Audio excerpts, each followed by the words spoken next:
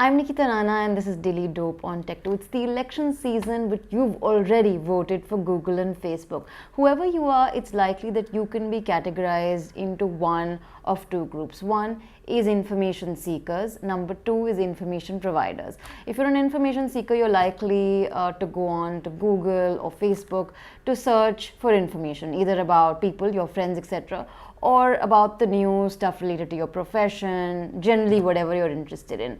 Number two, you're an information provider. You're a journalist or a content creator, a YouTuber, somebody who is generating something original and putting it up on the internet for other people to consume. But whoever you are rendered powerless by two things. Number one, the prominence of platforms like Google and Facebook, which largely are self-regulated. So whatever you do, it is affected by what their policies are in the country that you operate from. And number two, money.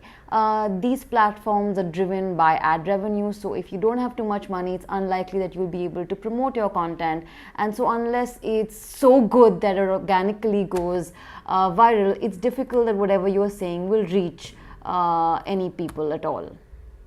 You and I both know that we no longer go to libraries, talk to people too much to find out what's happening. Our default reaction for all of this is basically to Google. And no, we're not okay with using DuckDuckGo for our internet search. So obviously Google and Facebook are super powerful and they are exploiting that.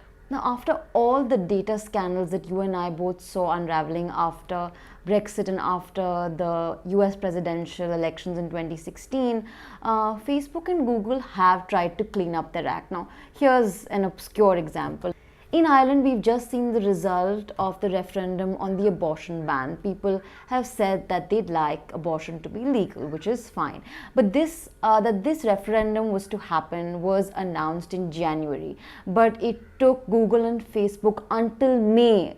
Even though this was going to happen in end May, it took them until May to decide that they were going to do something about it. So Google said it would ban all referendum related ads. Facebook said that it wouldn't allow foreign money to affect the referendum in any way. So if you're an organization outside Ireland trying to fund campaigns started by people in Ireland, or swing the election any which way, the Facebook algorithm would try and figure out what you were doing and stop your ads.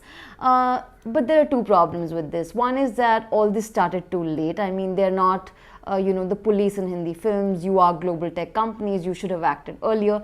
Number two is that despite everything that they have claimed to have done, a lot of people in Ireland are saying that it wasn't enough, and in fact some journalists are saying that they were able to post ads from pages that said save Irish babies from London with international bank accounts and international credit cards.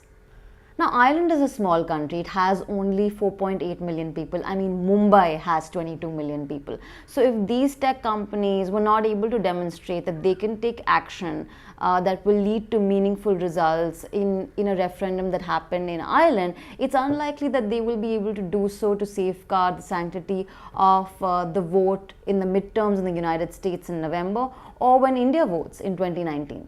Now, Facebook had said that it was using both human intelligence and artificial intelligence to figure out if some foreign organizations were trying to sway the result of the referendum in Ireland. It was doing this by analyzing billing information, what was the website from where this action was generated, and also if this entity was using a virtual private network to hide its location. But despite all this, obviously some malicious ads have seeped through. But experts are saying as of now we don't even know the scale at which this has happened, and it may take experts months or even years to figure out if Facebook was at all effective in keeping misinformation out in this case. As far as Google goes, just banning all referendum related ads didn't really work for all organizations even in Ireland, because some of them had said that they had allocated budgets of say $40,000 for this, and Google decided that it wouldn't run any of their ads. So it's not like we have voted any of these platforms into power. They're self-regulated. We can't control them at all, but they control what we see every day. And even though we haven't, elected them democratically, we have voted with our time.